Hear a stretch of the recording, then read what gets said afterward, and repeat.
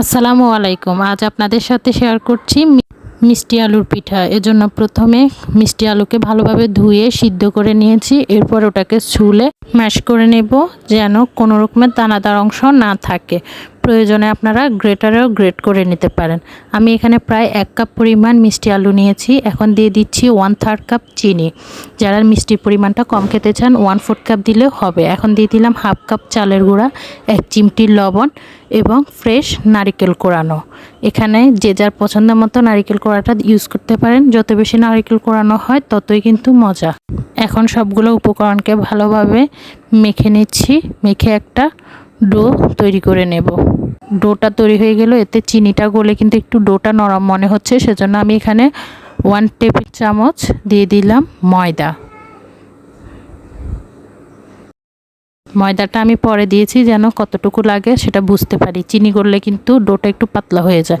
এখন আমি হাতটা পরিষ্কার করে একে একে গোল শেপ করে পিঠাগুলো গড়ে নিচ্ছি।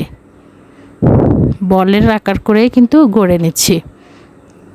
আশা করি আপনারা দেখেই বুঝতে পারছেন। সো সেম প্রসেসে আমি সবগুলো পিঠাই গড়ে নিলাম। পিঠাগুলো গড়া কমপ্লিট। এখন আমি এগুলোকে ভাজতে চলে যাচ্ছি। এজন্য প্রথমে দিয়ে দিলাম একটা প্যানে তেল। ডুবো তেলে ভাজবো, সেজন্য একটু তেলের পরিমাণটা বেশি দিয়েছি। এরপর একে একে সবগুলো পিঠা আমি ছেড়ে দিচ্ছি। তেলটা কিন্তু মিডিয়াম গরম অবস্থায় ছেড়ে দিলাম। এতে করে কিন্তু পিঠাটা বেশি করে ফুলবে এবং উপরটা ক্রিসপি হবে, ভিতরেরটা হবে সফট। এখন আমি প্রথমে খুন্তি দিয়ে নাড়তে যাবেন না, তাতে করে কিন্তু ভেঙে যেতে পারে। একটু নেড়ে চেড়ে দিলে আর নিচেও বাজবে না, আবার ভেঙে যাওয়ার সম্ভাবনাও থাকবে না। এভাবে করে নেড়ে চেড়ে কিন্তু সময় নিয়ে ভেজে নিতে হবে। মিষ্টি আলুর এই পিঠাটা কিন্তু যে কোনো বাচ্চাই খুব পছন্দ করে খাবে। একটু শক্ত হয়ে আসার পর কিন্তু এগুলোকে আমি একটা ছাঁকনির সাহায্যে অনবরত নেড়ে চেড়ে ব্রাউন কালার করে ভেজে নিচ্ছি।